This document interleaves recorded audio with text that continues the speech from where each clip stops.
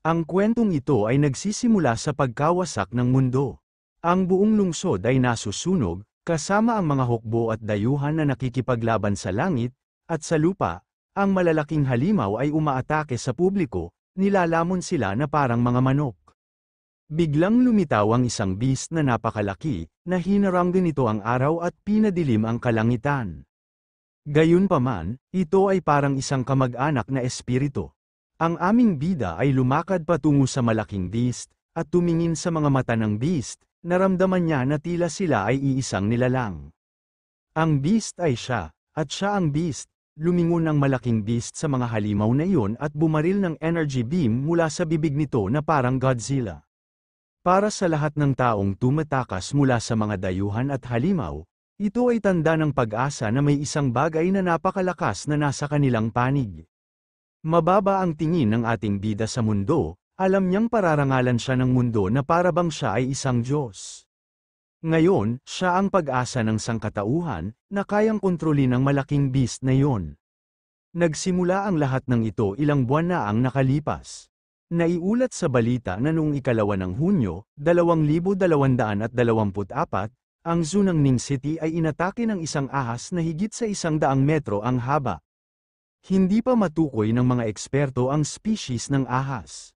Nakapag-film ang ilang mamamayan ng hitsura ng isang higanteng malabalyena na beast sa kalangitan sa hilaga ng lungsod, na nagdulot ng lubos na kaguluhan. Kamakailan lamang, ang mga kriminal na hinahanap sa ibang bansa ay naglalabasan sa Ning City.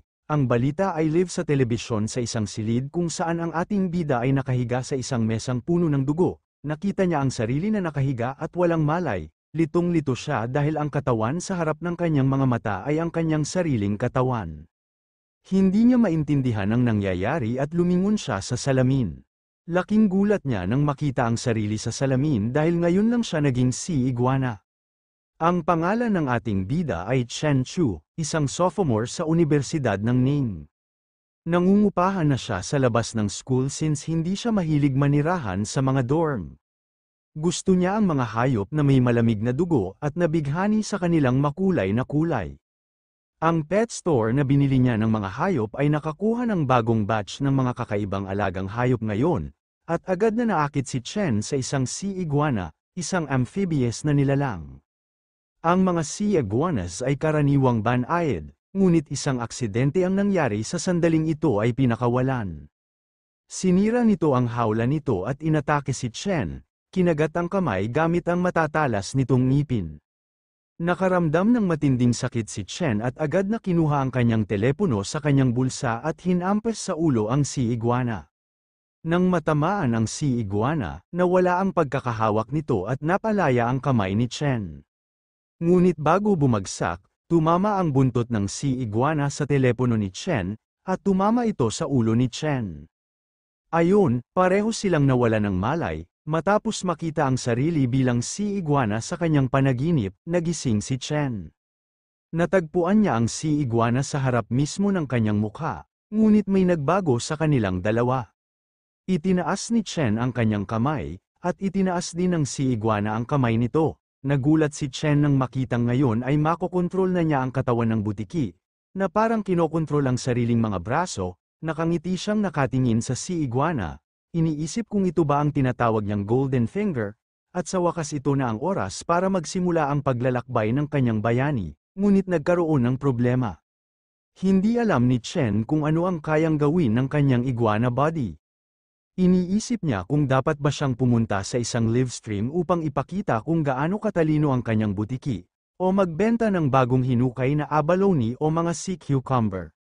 Sa pag-iisip ng lahat ng iyon, nadismaya si Chen.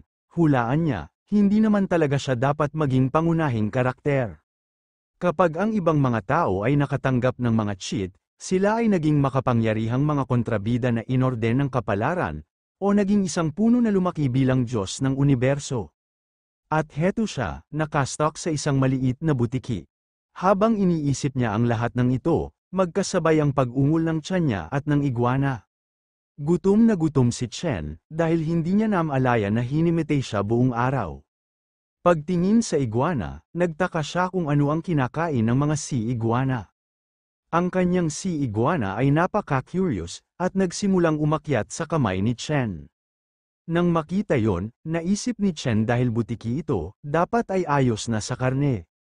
Naglabas siya ng nakapak na steak mula sa kanyang refrigerator, at, sa kanyang kamanghamanghang husay sa pagluluto, gumawa ng masarap na medium rare na steak. Nang makita ng sea iguana ang nilutong steak ni Chen ay agad na nagningning ang mga mata nito. Sinimulan nitong kainin ang steak na masaya. Nang makita itong kumakain ng ganoon, ngumiti si Chen at sinabing, "Alam ko yun."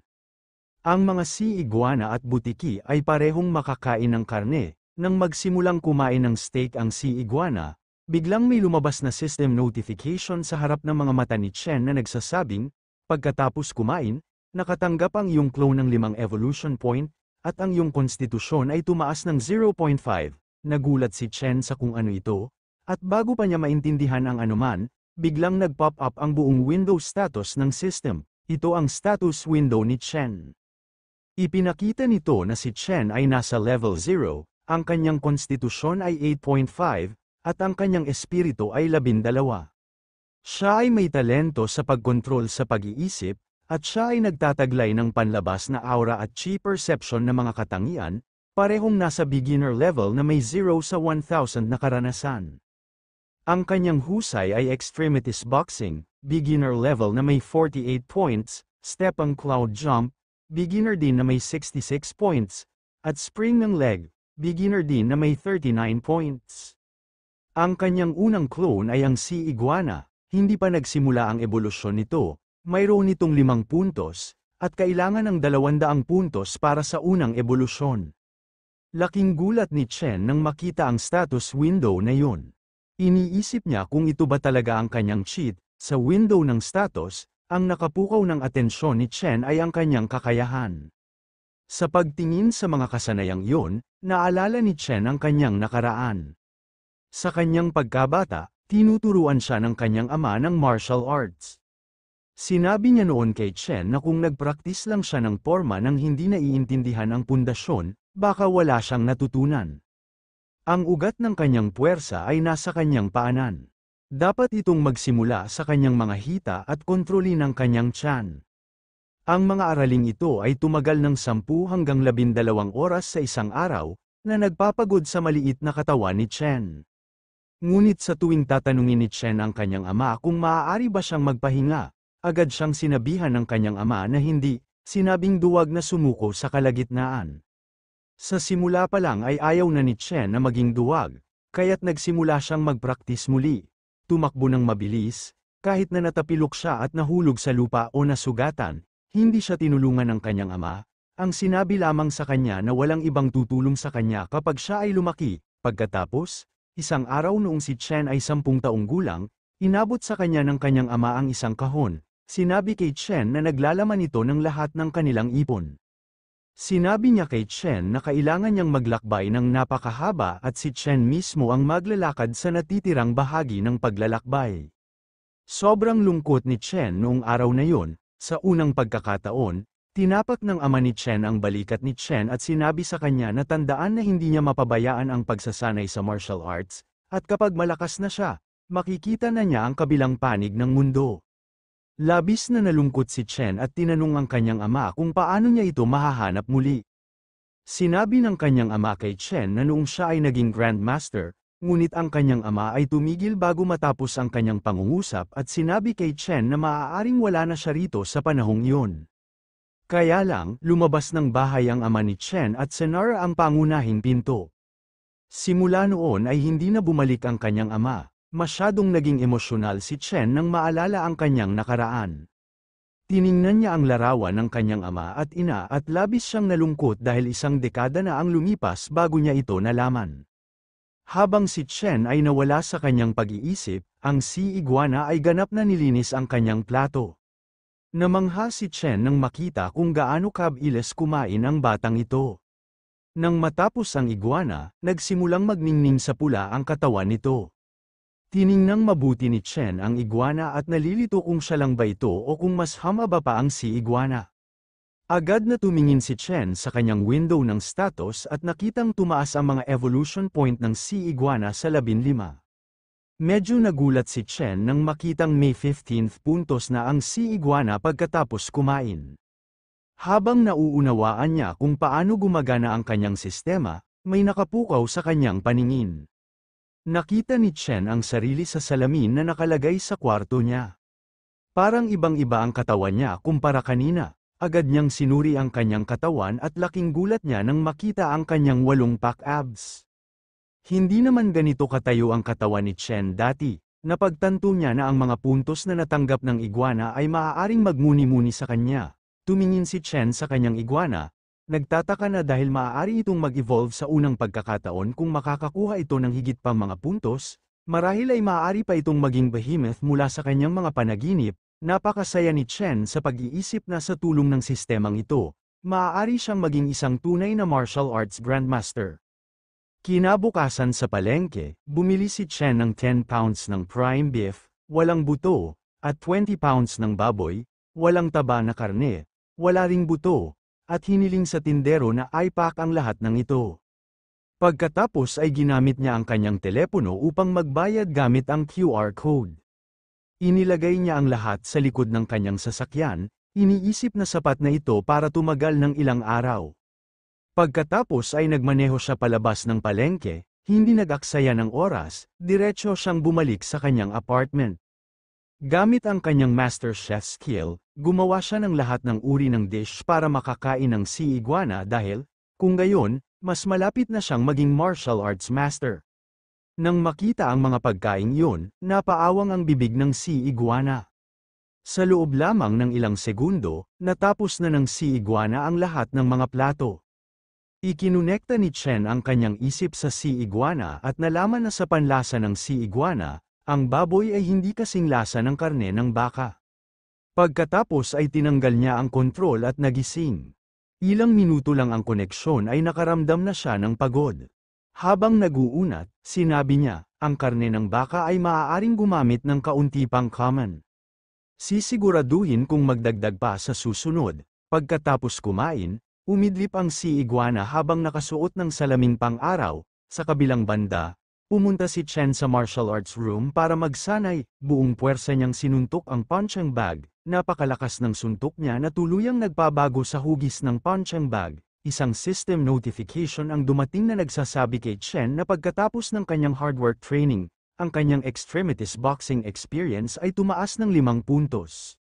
Masaya si Chen dahil hindi lamang napabuti ang kanyang konstitusyon, ngunit ang kanyang pag-unlad sa pagsasanay ay mas mabilis kaysa dati.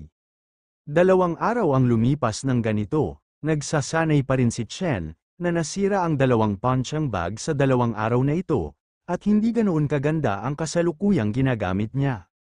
Pagkatapos ng pagsasanay ng ganoon katagal, medyo napagod siya.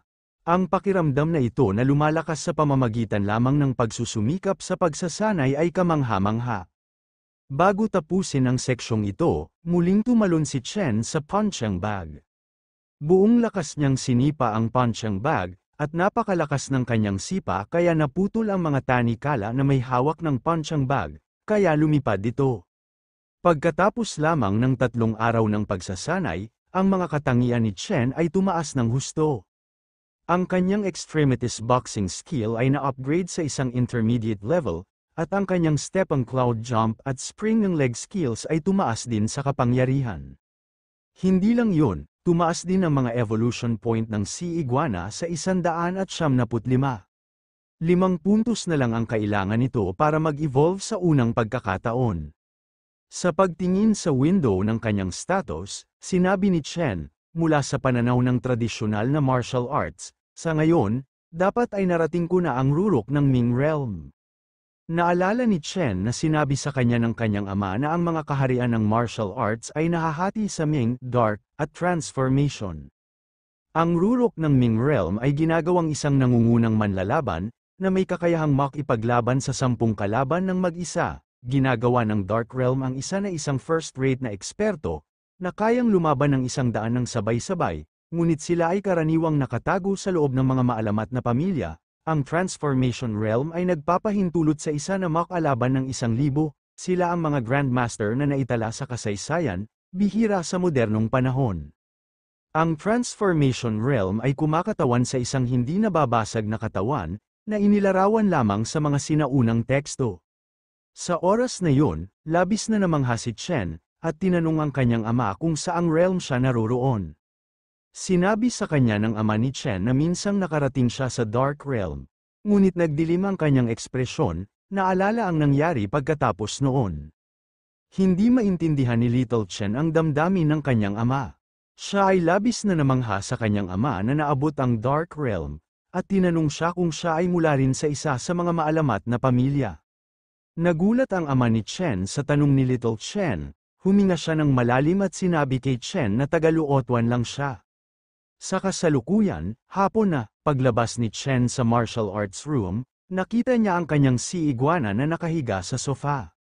Nagulat siya nang makita ang sea iguana, na lumaki ng husto sa loob lamang ng 3 araw. Ang sea iguana ay nangangailangan lamang ng 5 higit pang mga puntos upang mag-evolve. Sa pagtingin dito, sinabi ni Chen, isang pagkain pa, at handa ka nang mag-evolve, sana ay hindi ito mabibigo. Muli siyang gumawa ng maraming pagkain, at ibinigay sa sea iguana. Habang nagsimulang kumain ang sea iguana, nagsimulang tumaas ang mga punto ng ebolusyon nito. Ang mga punto ng ebolusyon ay umabot sa 199. Ito ay halos handa ng mag-evolve. Ikinonekta ni Chen ang kanyang sarili sa sea iguana, dahil hindi siya makapaghintay na makita kung paano nagbabago ang batang ito. Nang umabot sa 200 ang mga evolution point, dumating ang isang system notification na nagsasabi kay Chen na ang kanyang clone, ang sea iguana, ay natugunan ang mga kinakailangan sa ebolusyon, at magsisimula na ang ebolusyon. Nang dumating ang abiso na yon, isang parang kidlat na sakit ang dumaan sa kaliwang kamay ng sea iguana. Napakasakit, at si Chen, na konektado sa sea iguana, ay naramdaman din ang sakit sa kanyang kaliwang kamay. Parehong nahulog sa lupa sina Chen at ang sea iguana dahil sa sakit. Lumaki ang mga spike sa likod ng sea iguana, lumaki ang katawan nito, at lumitaw ang mga kaliskis sa buong katawan nito. Napakasakit ng sea iguana dahil sa mga pagbabago sa katawan nito kaya tumakbo ito ng ligaw sa loob ng silid, na sinisira ang lahat ng nasa daan nito. Makalipas ang ilang minuto, bumagal ang sakit ng pagbabago. Nakahandusay pa rin si Chen sa lupa at gulat na gulat. Hindi niya akalain na ganito pala kasakit ang ebolusyon. Bigla siyang nakarinig ng mga ingay sa gilid niya kaya napatingin siya. Ito ay ang sea iguana, na ngayon ay lumaki sa laki ng isang buwaya. Humanga si Chen sa laki nito at nagpa siya na makita kung gaano kalakas ang kanyang sea iguana pagkatapos mag-evolve. Sa utos ni Chen, lumingon ang sea iguana sa bilis ng kidlat at tinamaan ang punching bag gamit ang buntot nito. Pumutok ang punching bag mula sa pag-atake ng buntot ng sea iguana. Humanga si Chen dahil ang nagbagong iguana ay mayroon na ngayong hindi pangkaraniwang kapangyarihan. Pagkatapos ng ebolusyon ng sea iguana, muling tumaas ang mga katangian ni Chen, dumobol ang kanyang konstitusyon, at tumaas ng 2 ang kanyang espiritu. Ang kanyang panlabas na aura at chi perception traits ay naging mas malakas din. Matapos makumpleto ang unang ebolusyon, ang sea iguana ay nangangailangan ng 1,000 evolution point upang muling mag-evolve. Nagulat si Chen na tumingin sa window ng kanyang status dahil hindi niya inaasahan na kapag nag-evolve ang clone, ang pangangatawan at mga katangian ng kanyang pangunahing katawan ay direktang magdodoble sa paglaki. Pagtingin sa window ng kanyang status, medyo nalito si Chen. Hindi niya lang alam kung nadagdagan ba ang kanyang mga katangian dahil masyadong mahina ang kanyang kasalukuyang lakas, o kung sa tuwing nag-i-evolve ang clone, doble ang konstitusyon ng kanyang katawan. Napangiti si Chen, iniisip, kung ito ang una, kung gayon ang aking lakas ay bubuti sa isang disenteng bilis, ngunit kung ito ang huli, iyon ay medyo nakakatakot. Sa kasalukuyan, batay sa tradisyonal na martial arts standards, napagtanto ni Chen na kakapasok lang niya sa Dark Realm. Pinaganya niya ang kanyang mga katangian na nagbibigay daan sa kanya upang mapalabas ang panlabas na enerhiya. Nang makakita ng pulang enerhiya na lumalabas sa kanyang katawan, labis na natuwa si Chen dahil ngayon, opisyal na siyang eksperto sa martial arts. Ngunit pagkatapos tingnan ang enerhiyang iyon, naunawaan ni Chen na sa pagsasanay, 100 puntos ng karanasan sa kasanayan sa isang araw ang limitasyon. Naisip niya na, dahil ang mga pagpapabuti ay nasasalamin, upang lalo pang mapahusay ang kanyang katawan, kailangan niyang umasa sa sea iguana. Muli niyang ikinonekta ang kanyang sarili sa sea iguana, at nang ilabas niya ang kanyang enerhiya, ang sea iguana ay naglabas din ng parehong enerhiya. Nagulat si Chen nang makitang kahit ang iguana ay maaaring maglabas ng kanyang panlabas na enerhiya. Biglang naging alerto ang sea iguana at tumingin sa direksyon ng pangunahing pinto. Naramdaman nito ang presensya ng isang tao. Nagsimulang kumatok ang taong yun sa pintuan ng apartment ni Chen. Medyo nagulat din si Chen sa biglang bisita. Ang kumakatok sa pinto ay isang matipunong lalaki na mukhang galit na galit. Dahan-daang binuksan ni Chen ang pinto at tinanong ang maskuladong lalaki kung ano ang nangyari. Laking gulat ng matipunong lalaki nang makita si Chen. Lumabas si Chen habang aktibo pa ang kanyang enerhiya, at dahil doon, ang kanyang presensya ay parang isang halimaw sa anyo ng isang tao. Nanginginig sa takot ang matipunong lalaki matapos makita si Chen.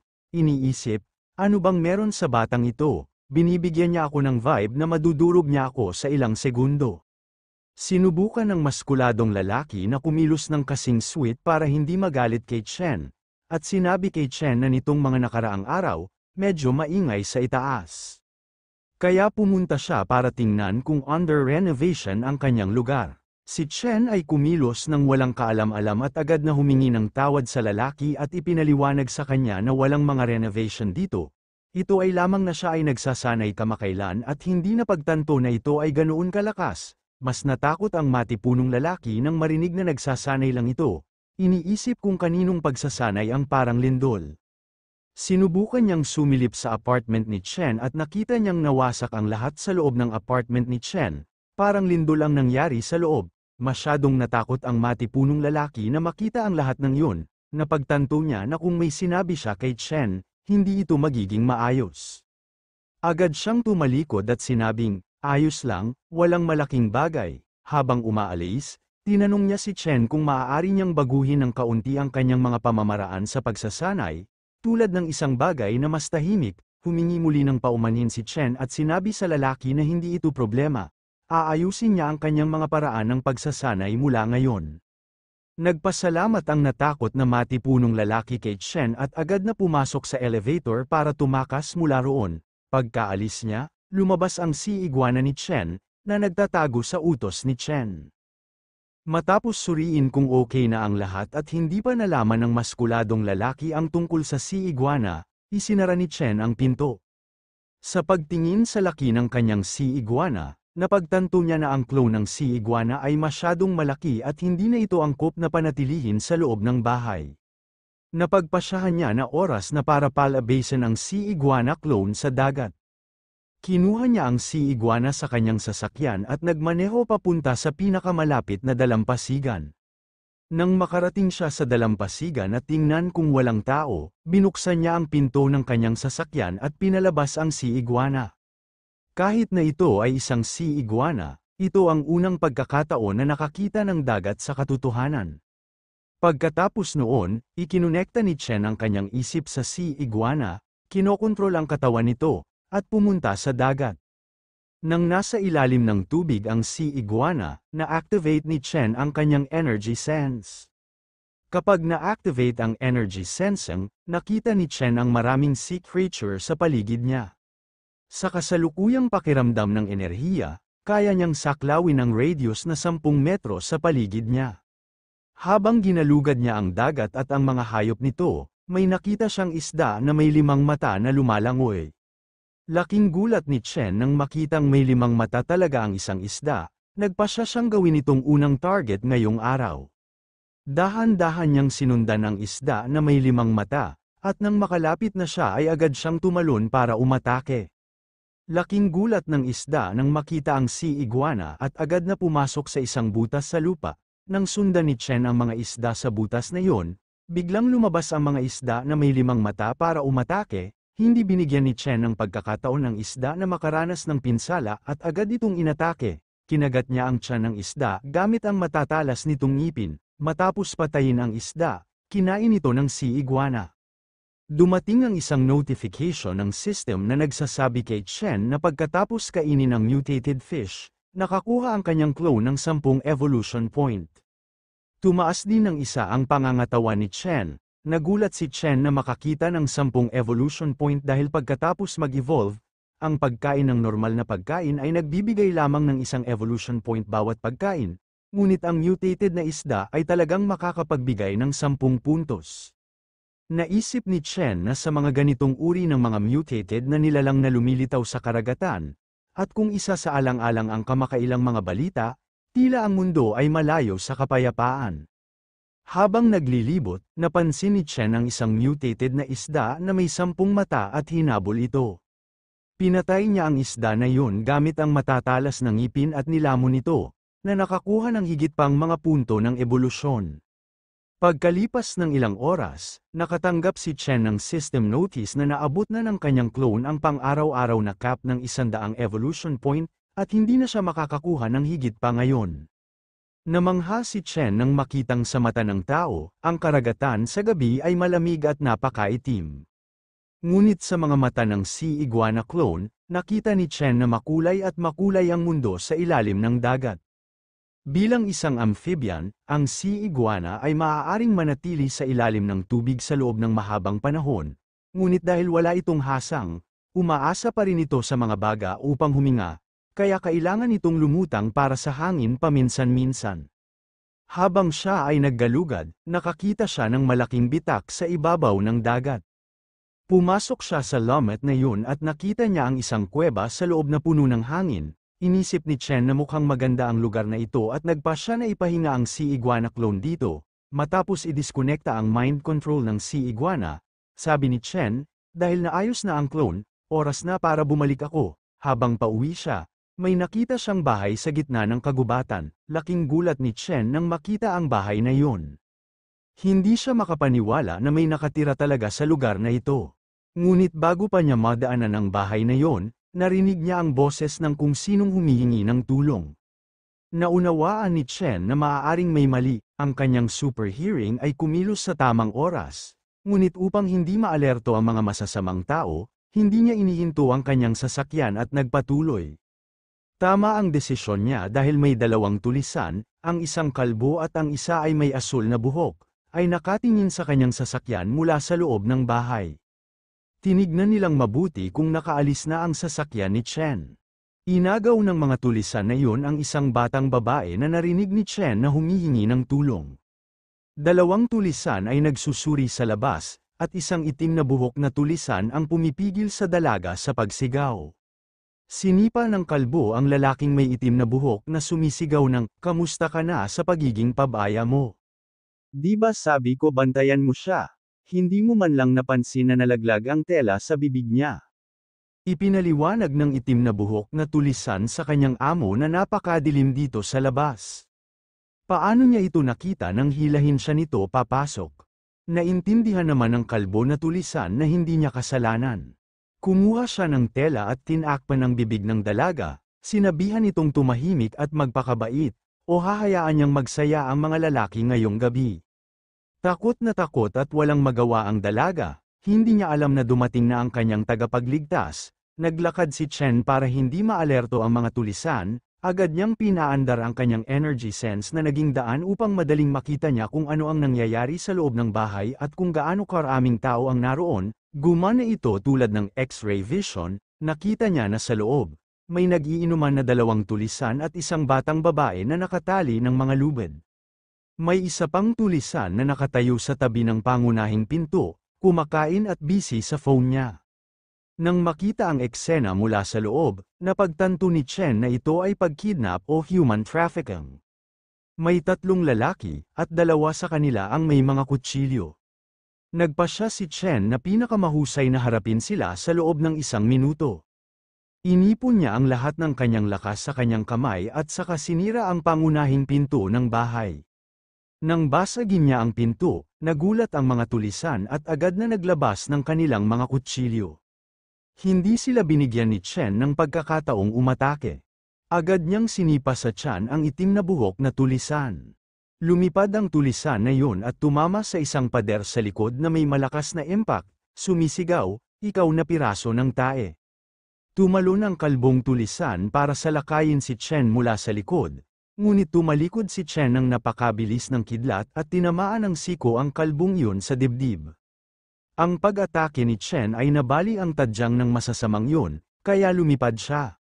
Ngunit pagkatapos ay lumitaw ang pangatlong asul ang buhok at sinalo ang kalbong tulisan mula sa pagkahulog. Sinabihan niya ang kalbong tulisan na huminga, pagkatapos ay lumapit at kumuha ng martial arts technique pose, na nagpahayag ng kanyang paglipat bilang Yuwang Fist. Ang kanyang pangalan ay Ningfu, at tinanong niya si Chen para sa kanyang paglipat. Kinuha din ni Chen ang pose ng martial arts technique na itinuro sa kanya ng kanyang ama, na inihayag ito bilang Luo Tuan 8 Extremities Boxing. Nagsimula ang kanilang laban nang ginamit ni Ningfu ang kanyang Yuwang Fist technique, Move 1, Tolu Fist, at inatake si Chen. Gayunpaman, madaling hinarang ni Chen ang kanyang kamao at hinayla si Ningfu patungo sa kanyang sarili. Nang nasa loob si Ningfu, tinangka ni Chen na sipain siya sa mukha, ngunit hinarang ni Ningfu ang pag-atake ni Chen gamit ang kanyang binti. Pagkatapos ay ginamit niya ang kanyang Yuwang Fist's Move 2, Two Horses Joint Tang at sinuntok ng buong lakas si Chen sa mukha. Ang kanyang suntok ay ganap na damapo, na nagpaunawa kay Chen na si Ningfu ay isang dalubhasa. Nahuhulog si Chen ngunit nagawa niyang balansehin ang sarili at tumigil. Ngayon ay nasa kanyang hanay si Ningfu. Nagulat si Ningfu nang makitang nakatayo pa rin si Chen. Bago pa siya makapag-react, tumalikod si Chen sa bilis ng kidlat at ginamit ang kanyang 8 Extremities Boxing's Iron Mountain Slam technique, hinampas si Ningfu gamit ang kanyang balikat. Napakalakas ng pag-atake ni Chen kaya lumipad si Ningfu at tumama sa lupa nang may malakas na impact. Si Ningfu ay nasa lupa ngunit ngumiti, iniisip na ito ay nagiging kawili-wili. Tumayo siya at sinabi kay Chen na hindi niya yun inaasahan. Pagkababa ng bundok, makikilala niya ang isang tunay na disipulo ng Luo Tuan 8 Extremities. Inamin ni Ningfu na ang Iron Mountain Slam, isang ultimate move of 8 extremities, ay nararapat sa reputasyon nito. Ngunit sinabi sa kanya ni Chen na ito ay isang kahihiyan bagaman. Nalilito, tinanong siya ni Ningfu kung ano ang ibig niyang sabihin, nakakahiya. Naglakad si Chen patungo kay Ningfu at sinabi sa kanya na hindi niya inaasahan na makakita ng isang tulisan na nasa kalahating disenteng kasama si Yuwang Fist. Nakakahiya na ang disipulo ni Yuwang Fist ay napunta sa isang baluktot na landas, sabi ni Chen. Nang marinig yun, nagsimulang ngumiti si Ningfu. Habang nakatayo ay sinabi niya, para saan ka napakataas at makapangyarihan, estudyante ka lang na wala pang alam, naintindihan ko lang pagkaalis ko sa bundok. Bigla siyang tumalon para atakihin si Chen, sumisigaw, sa mundong ito, kung gusto mong mauna, kailangan mong gawin ang lahat. Tinalikuran ni Ningfu ang kanyang martial arts techniques at ginamit ang kanyang mga daliri para atakihin ang mga mata ni Chen. Nagulat si Chen ngunit nag-react sa oras at sinipa si Ningfu sa mukha, na nagpalipad sa kanya. Lumipad si Ningfu at bumagsak sa kanyang mukha, pagkatapos ng larangan ng digmaan, bumaba ang adrenaline ni Chen, at nahulog siya sa lupa. Inamin ni Chen na talagang delikado ang labanan sa pagitan ng mga martial artist. Ang pressure na naramdaman niya mula kay Ningfu ay higit pa kaysa sa 12-dosenang malalakas na musclemen. Sa pagtingin sa kanyang kamao, naisip ni Chen, masyadong masama na ang aking kontrol sa aking lakas ay hindi pa rin sapat. Ang mga bagay ay hindi maganda para sa 3 taong ito, lahat sila ay nagkaroon ng malubhang pinsala. Nagpasya si Chen na magsanay ng kontrol sa kanyang lakas kahit papaano. Matapos makitang natalo ang lahat ng mga kidnapper, nagsimulang tumunog ang dalaga para tawagan si Chen. Pumunta si Chen at pinalaya siya mula sa mga lubid. Sa sobrang takot ng dalaga ay niyakap niya agad si Chen.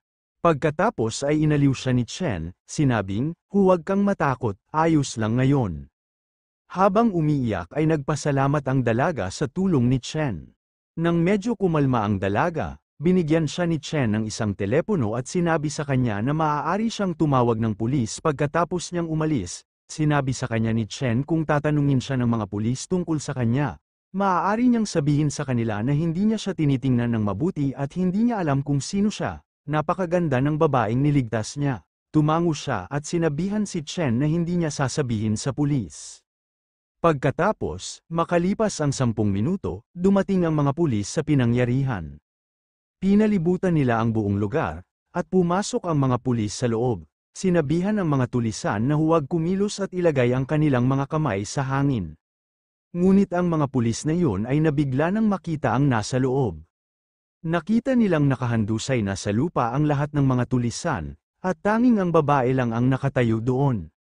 Pagkatapos ay lumipat ang eksena sa punong tanggapan ng pulisya. Dumating ang opisyal ng pulisya ng ahensya ng seguridad na si Guan Qing sa opisina ng kanyang deputy chief dala ang impormasyong hiniling niya.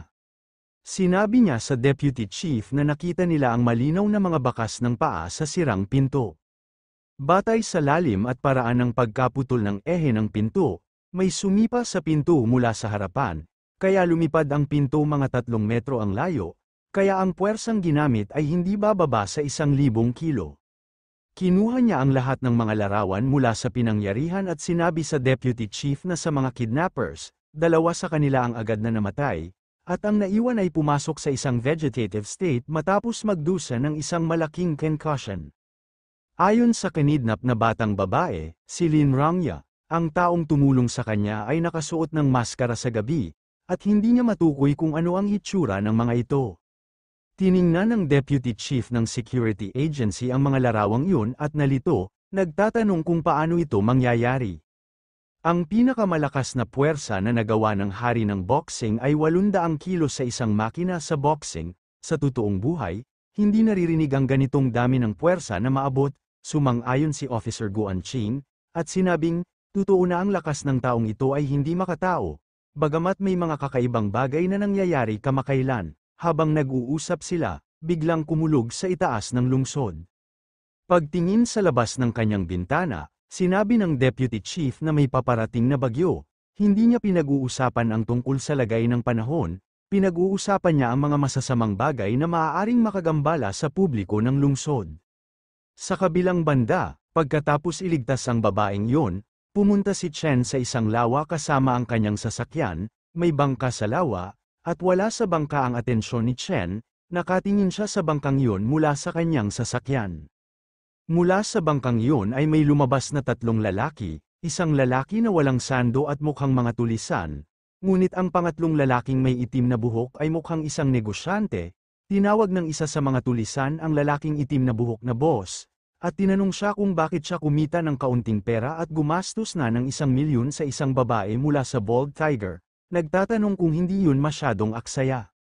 Pumayag naman ang isa pang bandido sa una, sinabi sa kanyang amo na napakatagal nilang hukayin ang isang lumubog na barko at kumita lamang sila ng higit sa 2 milyon. Pagkarinig sa kanila, tinawag sila ng itim na buhok na short-sighted at tinanong sila kung kilala pa nila kung sino ang babaeng yun, na nagsasabi na ang pera ay hindi magiging isyo kung mayroon sila. Nang marinig yun, natuwa ang 2 tulisan. Tinanong ng boss na may itim na buhok ang isang tulisan kung natapos na ba niya ang negosyo sa kumpanya. Sinabihan siya ng tulisan na yun na huwag mag-alala. Sinabi niya na nakapag-ayos na siya ng isang shipping company, nagrente sila ng high-end office building para sa mga opisina ayon sa kanyang kahilingan. Isa pang tulisan ang nagsabi sa itim na buhok na amo na kinuha din niya ang headhunting company para hanapin sila ang pinakamagandang babae para sa sekretarya at mga posisyon sa front desk. At hindi siya magiging nabigo. Nang marinig yun, ang itim na buhok na amo ay ngumiti at sinabi, sa pamamagitan ng kakayahan sa paghinga sa ilalim ng dagat na kanyang nagising, hanggat nahanap nila ang posisyon ng isang lumubog na barko, maaari nilang makuha ang lahat ng mga kayamanan sa pampang. Magkakaroon sila ng maraming pera hanggat gusto nila. Tumawa siya, at hiniling sa mga masasamang iyon na sundan siya ng malapitan, at hindi niya hahayaang magutom sila. Habang nag-uusap sila ay biglang may tumalon sa puno sa likod nila kaya naalerto ang 3. Agad namang lumingon ang itim na buhok at nagtanong, sino ang nandoon? Si Chen pala ang nasa likod ng puno. Siya ay lumabas at sinabi sa itim na buhok na lalaki na siya ay nakakita ng maraming mga pervert, ngunit ang ilan ay lalong kapansin-pansin. Nang makita si Chen na lumabas mula sa likod ng puno, ang itim na buhok na lalaki ay naglabas ng kanyang kutsilyo. At agad na tumalon para sa lakayin si Chen, sumisigaw ng, napakalakas ng loob mo. ngunit ang mga taong tulad mo ay hindi nabubuhay ng matagal. Buo ang intensyon niyang patayin si Chen, hindi alam na si Chen ay isang martial artist, inipon ni Chen ang lahat ng kanyang enerhiya sa kanyang binti, at pagkatapos ay sinipa ang lupa ng buong lakas, ang kanyang pag-atake ay napakalakas na nagpasabog sa lupa, na naging sanhi ng pagtalbog ng itim na buhok na lalaki sa hangin. Saktong pagkahulog niya, nataman ni Chen ang kamay niya kaya nawalan siya ng kutsilyo. Hindi binigyan ni Chen ng pagkakataon ang itim na buhok na lalaki na lumaban at sinipa siya sa tiyan, na pinalipad siya sa isang puno. Natakot ang dalawa pang mga tulisan nang makitang natalo ang kanilang amo. Sabi ng isang tulisan, imposible, ang boss ay naging mas malakas at mas mabilis pagkatapos niyang makuha ang kanyang superpower, madali niyang talunin ang 5 lalaki. Ang pangalawang tulisan ay nagsabi na hindi ito mabuti, at iminungkahi na tumakas sila, ngunit bago sila makatakas, tinamaan ni Chen ang likod ng kanilang mga ulo, na naging dahilan upang mawalan sila ng malay, at bumagsak sa lupa. Matapos ibagsak ang dalawang mga tulisan na yon, lumingon si Chen sa itim na buhok na lalaki, at hiniling na tumingin sa kanya. Natakot ang itim na buhok na lalaki, at tinanong si Chen kung ano ang kanyang ginagawa. Susubukin ni Chen ang kanyang kapangyarihan sa pagkontrol sa isip, inactivate niya ang mind control skill, at tinanong ang itim na buhok na lalaki para sa kanyang pangalan at trabaho. Sa pagtingin sa mga mata ni Chen, ang pag-iisip ng itim na buhok na lalaki ay kinokontrol ni Chen, at naging purple. Lumapit siya kay Chen, at sinabi sa kanya na ang kanyang pangalan ay Zhang Changshu. Siya ay nagmamay-ari ng isang barko, nagpuslit para sa ikabubuhay, at 1 buwan na ang nakalipas, nakuha niya ang pinakamalakas na kapangyarihan upang huminga sa ilalim ng tubig. Nang marinig ng lalaking may itim na buhok ang lahat tungkol sa kanyang sarili, natuwa si Chen dahil napaka-epektibo ng kanyang mind control. Ang itim na buhok na lalaki ay isa na ngayong manika sa ilalim ng kanyang kontrol. Nagpatuloy siya at sinabi kay Chen na sinalakay niya ang mga lumubog na barko sa kalaliman, at ipinagpalit ang anumang kayamanan na nahanap niya ng pera sa mga mayayaman. Matapos sabihin sa kanya ng lalaking may itim na buhok ang lahat, kinansela ni Chen ang mind control. Nang matapos ang mind control, ang putol na kamay ng itim na buhok na lalaki ay nagsimulang sumakit na parang baliw, at nahulog siya sa lupa. Tinawagan niya si Chen boss, at tinanong kung ano ang nangyari sa kamay niya. Natarante si Chen at sinabi sa kanya na baka siya mismo ang nasira nito nang hindi sinasadya. Nang marinig ito, muling tinawag ng lalaking may itim na buhok si Chen, at sinabing naiintindihan niya. Napagtanto na naapektuhan din ng kanyang mind control ang paghuhusga ng lalaking may itim na buhok. Sinabihan siya ni Chen na magpahinga muna ng kaunti sa bangka, at sinabing pupunta siya doon sa 1 segundo pagkatapos niyang gisingin ang dalawa pa. Sinunod naman ng lalaking itim ang buhok niya. Alam ni Chen na para mapalaki ang kanyang butiki, kailangan niya ng malaking halaga ng pagkain, at si Zhang Changshu, na may barko at madalas na nagtatrabaho sa mga mayayaman, ay maaaring maging mapagkukunan ng pondo. Naisip ni Chen na marahil ay magagamit niya ang kanyang kumpanya upang palakihin ang kanyang butiki. Muli niyang ginamit ang mind control skill at kinokontrol ang dalawa pang mga tulisan. Nakakamangha ang epekto ng mind control ni Chen, nagkaroon ng ilang pagtutol nang sinubukan niyang kontrolin si Zhang Changshu, ngunit napakadali nito sa mga normal na mga tulisan. Ito ay mas epektibo sa mahinang pag-iisip ng mga tao. Makalipas ang ilang minuto, pumunta si Chen sa barko na binanggit ng lalaking itim ang buhok.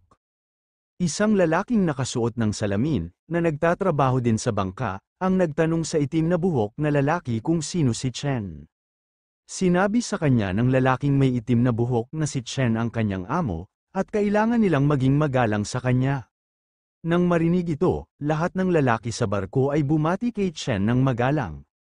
Pagkatapos ay hiniling ng lalaking may itim na buhok sa lalaking nakasuot ng salamin na ihanda ang kontrata para sa paglipat, na nagsasabi, ito ang barko ng aking amo ngayon.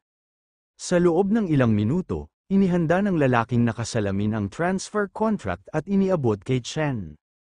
Kinuha ni Chen ang dokumento at sinabihan ang lalaking may salamin na hintayin siya sa opisina kinabukasan. Pagkatapos ay sinabi niya sa lalaking may itim na buhok na dahil nasugatan siya, dapat niyang sundan si Chen sa ospital. Kinabukasan, madaling araw sa dagat, ipinagpatuloy ni Chen ang kanyang pangangaso gamit ang kanyang sea iguana. Ang dagat ay isang kanlungan ng walang limitasyong pagkain, at ang sea iguana ay nangangaso at kumakain ng maraming isda. Samantala, sa gym, nagpraktis si Chen ng kanyang mga diskarte sa boxing, habang patuloy na nangangaso ang sea iguana sa dagat at nakakuha ng mga evolution point, nakakuha din si Chen ng mga puntos sa konstitusyon. Gayunpaman, alam ni Chen na hindi siya maaaring umasa lamang sa kanyang iguana clone upang madagdagan ang kanyang kapangyarihan, kailangan din niyang magsanay ng higit pa. Pagkatapos ng dalawang laban, naramdaman ni Chen na bumuti ang kanyang kontrol sa lakas. Pagkatapos manghuli, pumasok ang sea iguana sa isang kuweba ng bundok upang magsanay din sa pag-atake. Ipinaalam kay Chen ng mga mensahe ng system na ang sumisipsip ng enerhiya ay natutunaw sa panahon ng pagsasanay, at nakakuha siya ng 6 na evolution point. Nang hapong yun, pumunta si Chen sa opisina kung saan inilipat sa kanya ng itim na buhok ang barko. Natuwa si Chen dahil kumpleto na ang proseso ng paglilipat. Hindi pa siya nakakalabas ng isang araw at nakakuha na siya ng higit sa 70 evolution point, at ang katawan ng kanyang sea iguana ay lumaki na rin ng 20 sentimetro. Nagpasya si Chen na kinabukasan, dadalhin niya ang kanyang butiki sa malalim na dagat. Nagmamadali siya dahil alam na niyang hindi lang siya ang taong may superpower sa mundo, at kailangan niyang magpakatatag, lalo na ngayong may mga hindi kilalang nilalang sa kailaliman ng karagatan. Nang sumunod na araw, ang barkong nakuha ni Chen ay pangingisda sa malalim na karagatan. Nasa barko ang dalawang mga tulisan na nakikipagtulungan sa lalaking itim na buhok na si Zhang. Sinuri ng isang lalaki ang lambat at napansin na mas kaunti ang isda kamakailan, wala silang nahuhuli. Iminungkahi ng isa pang lalaki na marahil ay mayroong isang paaralan ng malalaking isda sa ibaba, marahil mga peteng, dahil ang mga peteng ay gumagalaw sa mga grupo at kahit na ang mga mamamatay na balina ay kailangang mag-ingat sa kanila. Kaya't ang mas maliliit na isda ay tumakas mula sa lugar. Tama sila, dahil sa ilalim mismo ng kanilang barko ay isang grupo ng malalaking puting peteng na gumagala. Ang sea iguana ni Chen, na sumusunod din sa barko patungo sa malalim na dagat, ay nakatagpo ng mga peteng na ito. Nang makita ng mga peteng ang sea iguana, agad nila itong inatake. Isang malaking puting peteng ang kumuha ng sea iguana sa bibig nito at sinubukang kagatin ito. Ngunit nang sinubukan itong kumagit, itinaas ng sea iguana ang mga spike nito, na nasaktan ang peteng. Namatay ang peteng, at pagkakita nito, ang iba ay natakot at nagsitakbuhan. Pagkatapos ay sinimulang kainin ng sea iguana ni Chen ang katawan ng patay na peteng, na nakakuha ng 10 evolution point. Si Chen, na konektado sa sea iguana at nagbabahagi ng mga pandama, ay natikman ang karne ng puting peteng at naisip na ito ay masyadong malambot. Pagkatapos kainin ang peteng, nakatanggap si Chen ng system notification na nagsasaad na natugunan ng kanyang clone ang kinakailangan sa ebolusyon, at nagtanong kung gusto niyang i-evolve ang sea iguana. Nagulat si Chen nang makitang maaari na niyang piliin na mag-evolve. Kinumpirma niya ang ebolusyon, at ang sea iguana ay lumabas sa dagat upang simulan ang pagbabago nito. Naglakbay ang mga bolt ng evolutionary lightning sa katawan ng sea iguana, na nagdulot ng matinding sakit. Sabay sa gym, naramdaman din ni Chen ang parehong sakit, at nahulog sa lupa. Tumingin siya sa window ng kanyang status at nakita niyang tumaas na siya sa level 1. Ang kanyang konstitusyon ay 130, at ang kanyang espiritu ay 38. Ang kanyang mga baguhan na katangian, panlabas na aura at chi perception, ay mayroon na ngayong 280 puntos ng karanasan. Ang kanyang mga kasanayan ay pinahusay din, intermediate na silang lahat. Ang kanyang 8 extremities, boxing skill ay may 370 experience points. Ang kanyang step and cloud jump ay may 270, at ang kanyang tan leg technique ay may 370 points. Ang clone ni Chen ay naging isang scale-armored spiny lizard, isang bagong panganak na mabangis na beast, na sinusubukang mag-evolve sa isang mabangis na panginoon ng beast. 2 beses itong umunlad, at kailangan ng 5,000 puntos para sa susunod na ebolusyon. Nakakuha din ito ng kakayahan na pinangalanang Water Affinity, mas naging maskulado ang katawan ni Chen. Masaya siya dahil nakagawa siya ng isang pambihirang tagumpay, at ang kanyang konstitusyon ay 13 beses kaysa sa isang normal na tao, na umaabot sa antas na katumbas ng malaking tagumpay sa Dark Realm sa sinaunang martial arts. Gayunpaman, sa pagtingin sa window ng kanyang status, bahagyang nadismaya si Chen na hindi na double ang kanyang konstitusyon kahit na pagkatapos ng ebolusyon, ngunit kinumpirma nito na na-double ito sa huling pagkakataon, dahil mababa ang kanyang base stat. Tiningnan niya ang mga detalye ng sea iguana, at napansin na mayroon na itong water affinity, ngunit wala siyang alam tungkol dito, at iniisip kung ano ang ibig sabihin ng water affinity. Pagkatapos ay ikinonekta ni Chen ang kanyang sarili sa sea iguana, at nagulat siya nang makita ang laki ng katawan nito. Ang katawan ng sea iguana ay naging mas malaki, ang density ng buto nito ay ilang beses na mas mataas kaysa dati, at ang bigat nito ay umabot sa 4 hanggang 5 tonelada, ang lakas nito ay nad-double, at ang mga kuko ay katulad ng bakal, na ginagawa itong mas sumasabog kaysa dati. Kasunod ng barko, napansin ni Chen na ang sea iguana ay maaari na ngayong lumangoy ng hanggang 70 kilometro bawat oras, mas mabilis pa kaysa sa isang malaking barko. Ang sea iguana ay gumawa ng mas kaunting ingay, at nakaramdam ng hindi gaanong pagtutol habang lumalangoy, na naisip ni Chen na maaaring dahil sa water affinity. Kinabukasan, tinawagan ni Chen ang lalaking naka-glasses, at tinanong siya kung may humihingi ng kayamanan kamakailan. Sinabi sa kanya ng lalaki na walang nagtatanong sa ngayon. Nang marinig ito, sinabi ni Chen na sila mismo ang makakahanap ng kayamanan. Tinanong niya ang lalaking nakasalamin kung paano ang takbo ng pananaliksik. Sinabi ng lalaki kay Chen na nakahanap sila ng ilang lokasyon na may mga lumubog na barko. Ngunit wala si Boss Zhang, na makahinga sa ilalim ng tubig, wala silang magawa. Sinabihan siya ni Chen na huwag mag-alala tungkol dito, kakayanin niya. Tiningnan ni Chen ang database, at nalaman na ang mababaw na tubig na mga lugar ng mga ruta na ginagamit ng bansang Z noong nakaraan, at ang mga pangunahing komersyal na daluyan ng tubig na ginagamit ng mga bansang H at R, ay kadalasang ginalugad, ngunit marami pa ring hindi mabibaylang barko sa ang malalim na lugar. Dinala ni Chen ang kanyang sea iguana sa isang lokasyon na 25 kilometro sa labas ng Pampang sa lugar ng Yellow Sea. Nakakonekta sa sea iguana, sinuri niya na maaari na siyang huminga ng malalim sa ilalim ng tubig pagkatapos ng ebolusyon na ito, at bumuti din ang kanyang pangunawa, nararamdaman niya ang lugar na hanggang 20 kilometro sa paligid niya. Tiwala siya na handa na siyang pumunta pagkatapos mag-ayos ng lahat. Pagkatapos ay nadiskonekta niya ang koneksyon sa sea iguana, tiningnan ang kanyang telepono, at nakitang halos alas 11 na, nagpasya siyang kumuha ng pagkain para gamutin ang kanyang sarili, sa pag-iisip, hindi ba ang punto ng pagpapalaki ng clone para masiyahan sa buhay? Upang kumain ng isang bagay, pumunta si Chen sa pedestrian street, na malapit sa kanyang bahay. Masarap ang pagkain, ngunit nagulat si Chen nang makitang ang isang pagkain lang ay nagkakahalaga ng higit sa 3,000, ang kanyang ipon ay 20,000 lamang, ngunit hindi siya nag-alala dahil malapit na niyang kunin ang kumpanya ni Boss Zhang. Kaya kahit papaano ay natikman niya kung ano ang pakiramdam ng yumaman. Habang pauwi, may napansin siyang nakakaalarma, nakita niya ang isang batang babae na nakahiga na walang malay sa lupa, at 2 lalaki ang nag-check sa kanya. Ang eksena ay hindi tama kay Chen. Bilang isang matuwid na tao ng lipunan, itinaas ni Chen ang kanyang boses at tinanong sila kung ano ang kanilang tinitingnan. Kumpiyansa si Chen dahil alam niya na sa kanyang lumalagong lakas at hilig sa martial arts awakening, hanggat walang tunay na panganib, wala siyang pakialam na pumasok. Nang makitang pumasok si Chen, nagalit ng husto ang mga tulisan, isang tulisan sa galit, tinanong si Chen kung ano ang sinabi niya.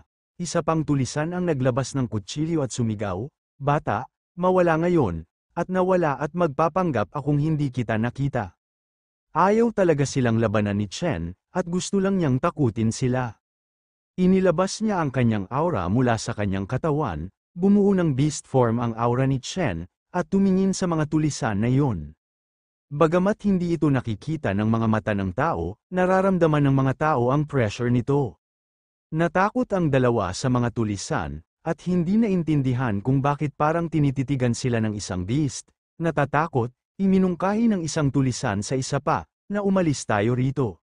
Ngunit biglang tumawa ang dalaga, kinutya niya ang mga tulisan, tinanong kung talagang natatakot sila, at kung hindi talaga sila totoong lalaki. Nang makitang pinupukaw ng babae ang mga tulisan, naisip ni Chen kung baliw ba ang babaeng ito. Nang marinig ang mga salita ng babae, sinimulan ng mga tulisan na pag-isipang muli ang kanilang desisyon na tumakas. Tinitingnan ng babae, naisip nila na ang isang babaeng tulad nito ay hindi dumarating araw-araw, at hindi nila maaaring hayaan siyang isipin na sila ay mahina. Kaagad, ang parehong mga tulisan ay sinisingil kay Chen.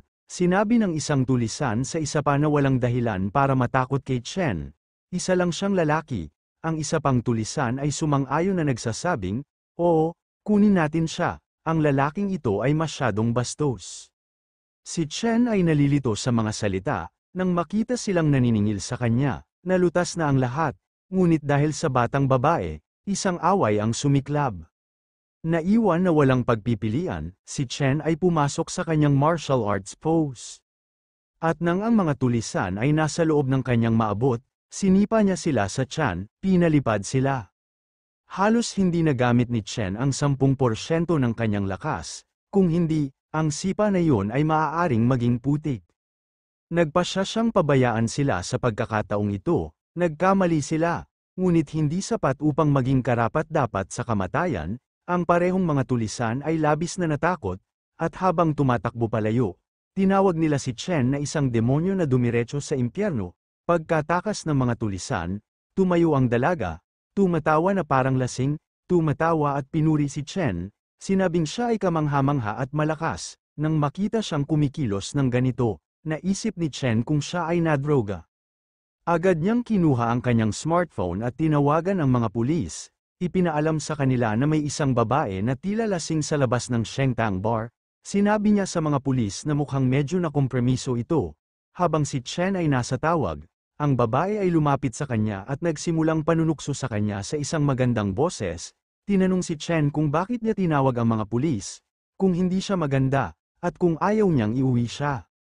Hindi sumagot si Chen sa kanya, at hinintay ang mga pulis. Makalipas ang ilang minuto, isang grupo ng mga pulis ang nagpakita sa pinangyarihan. Isinakay ng isang pulis ang babae sa kanilang sasakyan, at kinuha ng isa ang pahayag ni Chen.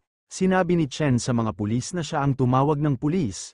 Lumabas siya para sa isang hating gabi na merienda at nakita siya sa sitwasyong yun.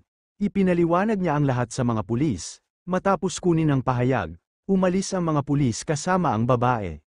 Sa wakas, pagkatapos harapin yun, oras na para kay Chen sa higanteng butiki at hanapin ang lumubog na barko. Kinokontrol ni Chen ang higanteng butiki at kinuha ito upang tingnan ang lokasyon na ipinadala sa kanya ng lalaki na may salamin. Tumpak ang impormasyon, at talagang may lumubog na barko doon. Na-activate ni Chen ang kanyang kakayahan sa pandaman ng enerhiya. Ngunit sa ngayon, ang kanyang energy sense ay maaari lamang umabot ng humigit kumulang 20 metro. Kahit na yon, pagkatapos ng ilang minutong paghahanap, nakakita siya ng jackpot. Sa pagkawasak ng barko, nakakita siya ng mga solidong bar ng ginto. Matapos mahanap ang ginto, inutusan ni Chen ang lalaki na may salamin na patnubayan ang barko 3 kilometro silangan at maghulog ng crate.